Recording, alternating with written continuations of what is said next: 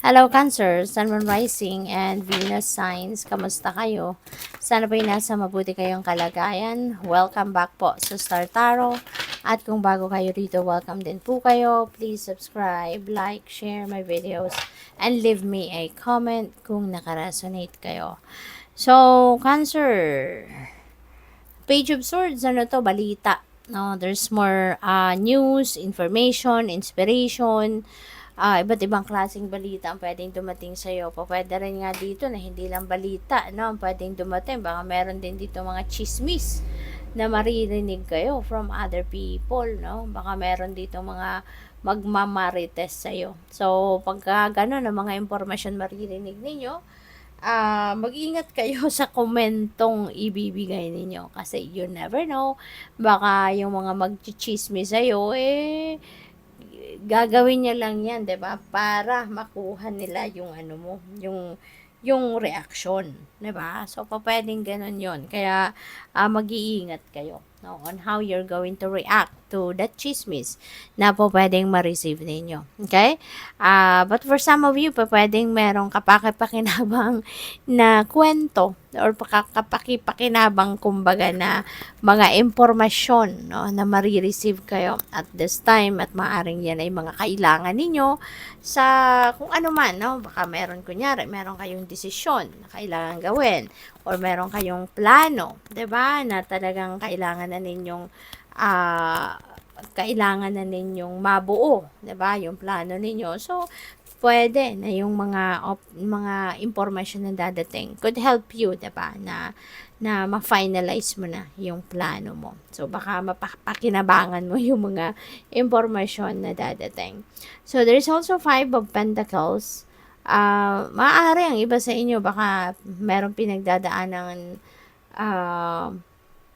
financial hardships, may mga financial struggles, ang iba, pero you know what, wag kayong mag-alala, no? Kasi there is always hope. Always remember na there's always hope. 'Di ba? Kung lagi lang tayong maniniwala, no, na the divine will provide. 'Di ba? The divine will provide kung anong kailangan natin. God knows kung kailan natin kailangan ng mga bagay-bagay, including money, you know? Umasa ka lang for the best possible outcome. Ang maganda, wag kang mawawala ng pag-asa. Don't lose hope. 'Di ba? Just keep your hope and faith alive lagi-lagi. Lalo-lalo na sa mga pagkakataon tayo ay may pinagdadaan ng hindi masyadong maganda. 'Di ba? Kumapit ka lang sa inyong pananampalataya, kumapit ka lang sa inyong paniniwala, at syempre, wag din kayong tumigil, no? Na pagsikapan, no, kung paano din ninyo masosolve ang problema. Kasi God, 'di ba, works in mysterious ways. You never know, baka dadalhin kayo ng universe ng Panginoon sa isang sitwasyon, 'di ba, na meron palang taong makakatulong sa iyo doon, na meron taong magbibigay sa iyo ng opportunity, 'di ba, na makuha mo kung ano yung mga pangangailangan mo, 'di ba? Yung ganoon. Kaya lagi lang kayong magdadasal and always be hopeful, 'di ba? For everything, no? Na everything will turn into your favor. Okay? So, we also have the Eight of Cups. Ayan, departure energy yan. Nakikita ninyo yung taong nakapula, 'di ba? Paalis na siya, iniwanan na niya yung 8 cup na yan. Kasi kahit punong-puno ang mga cups na yan, 'di ba? Iniwanan niya kasi hindi na yan para sa kanya. Alam na niya na hindi na yan para sa kanya. Alam na niya na wala na siyang maitutulong diyan, wala na siyang mapapakinabangan diyan. Kaya iiwanan niya yan kasi sayang, other people can benefit from that, 'di ba? Pero kung hindi niya iiwanan yan, edi yan diyan, nakatanga lang siya diyan. 'Di ba? Hindi naman niya magagamit na, hindi naman niya na mapapakinabangan na. Kaya might as well iwanan niya para may makakuhang iba, 'di ba? So and moving on na siya from that. So maaring ganun ang inyong sitwasyon, Cancer, no? For whatever situation this is, no?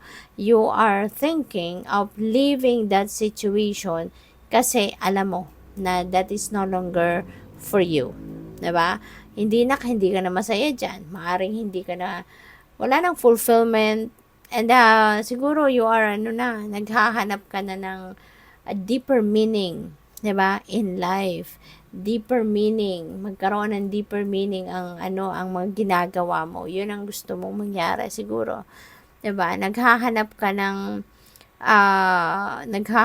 ng magagawa mo na aside from pwede mong pagkakitaan talaga para meron kang bread and butter, at the same time mas magagawa mo ang trabaho yan at makakatulong ka sa mas maraming tao, no? So maaaring yan na ngayon ang purpose ninyo, kaya gusto ninyong umalis. Kasi kung ano man ito, kunyari ano man ang sitwasyon na yan na maaaring kinabibilangan ninyo sa ngayon, maybe wala ka man lang nagagawang iba, 'di ba? Aside from just making money, that's it. You can touch other people's lives, 'di ba? With where you are now. Kaya pwedeng yan, kaya aalis ka sa sitwasyon na yan. So, pwedeng trabaho yan. Pwedeng career, trabaho, business, ganon, no? So, good luck po. So, by the way, maraming salamat for subscribing, and if you haven't subscribed yet, subscribe na kayo. And please click the join button sa baba ng video. Kaya kung gusto po ninyo na mag-join sa membership. So, we have stubbornness, inflexibility. Ayan. So, this could be you or po pwede rin naman na ibang tao. 'Diba? This could be kapamilya mo. Baka kasama mo sa bahay, 'di ba? Nagsusutil-sutilan, 'di ba? Ayaw sumunod, no?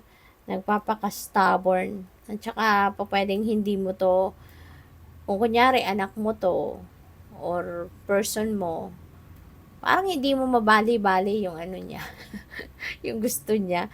Alam mo yun, meron siyang gustong gawin na hindi mo makausap ng maayos, or hindi mo ma-negotiate. Yung parang ganon. Kasi ang gusto niya yung ganon. Yun ang gusto niya, yun dapat mangyari. Parang ganon. So, kung meron ka mang ganyang may encounter sa ngayon, kalma ka lang. Okay? Kasi, alam mo naman na kahit ano ang gawin mo, talagang hindi mo mababago ang takbo ng isip ng tao yan. Kasi, nandoon siya sa mode na gano'n, no? 'Di ba? Nasa stubborn mode siya. Kaya kahit anong explanation mo sa mga ganyang klaseng tao na nandyan ngayon sa mode na yan, hindi mo mababago yan, 'di ba? Kasi tayo din, may ganun din tayo paminsan, hindi ba? Kaya, hintayin mo na lang. Just wait for quite a bit, 'di ba? Hanggang sa lumambot ang matigas niyang ulo, 'di ba? Kasi, magbabago 'yan. You just need to wait for the right timing. Kasi, maaaring ngayon, super convinced talaga siya sa sarili niya. Malakas ang kanyang conviction sa sarili niya. Na kung ano yung gusto niya, yun ang maaaring yun ang iniisip, kumbinsido siya na yun ang best para sa kanya sa ngayon. Kaya, 'di ba? Kung meron pa rin naman time, iantay-antay lang ng konting panahon, tumiming ka. Baka 'di ba? Matimingan mo siya na po pwedeng ma-convince mo na siya sa gusto mo din, or sa kung anumang explanation na gusto mong gawin, 'di ba? Pero ngayon, wag mo nang ipilit 'yan. So we have the twins, self-protection and dual nature. Ayan. So pwedeng this is related to a relationship. Baka let's say for example, sa person mo, 'di ba? Maaring naging magjowa kayo, let's say for example, boyfriend, girlfriend muna, 'di ba? So, nagkagustuhan, nagkaibigan, yung ganyan. So, maybe you are already in a relationship, pero ang problema,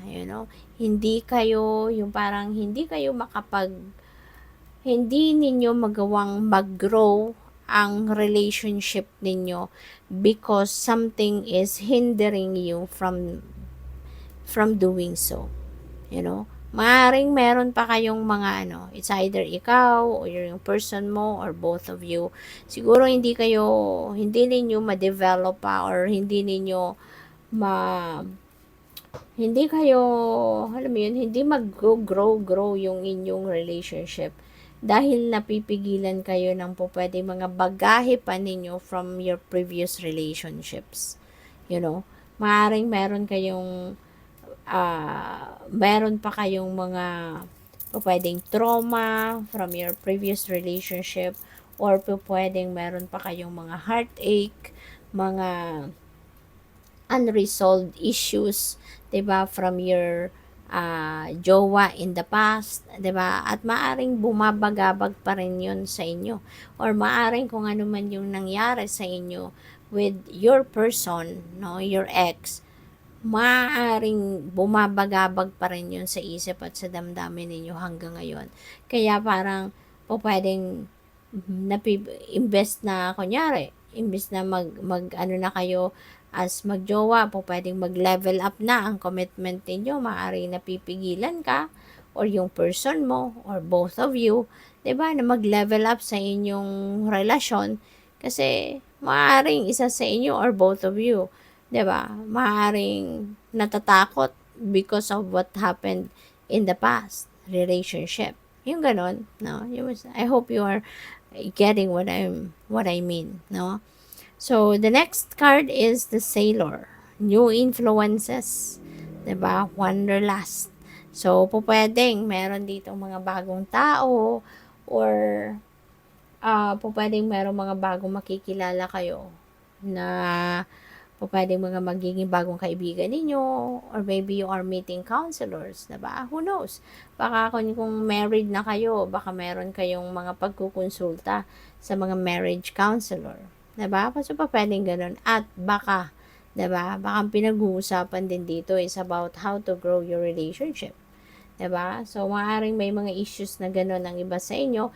And with that, no, na mga tao makakausap mo, baka magbago talaga, 'di ba? Ang direksyon at matatahak ninyo rito because dahil siguro sa mga explanation nila, dahil sa mga kung ano man mga bagay, 'di ba, na maririnig niyo from them, mga advices. Kaya po pwedeng magkaroon ng pagbabago dito yung path na tatahakin ninyo at baka, 'di ba, mas magiging maganda na at mag-improve na ang inyong relationship.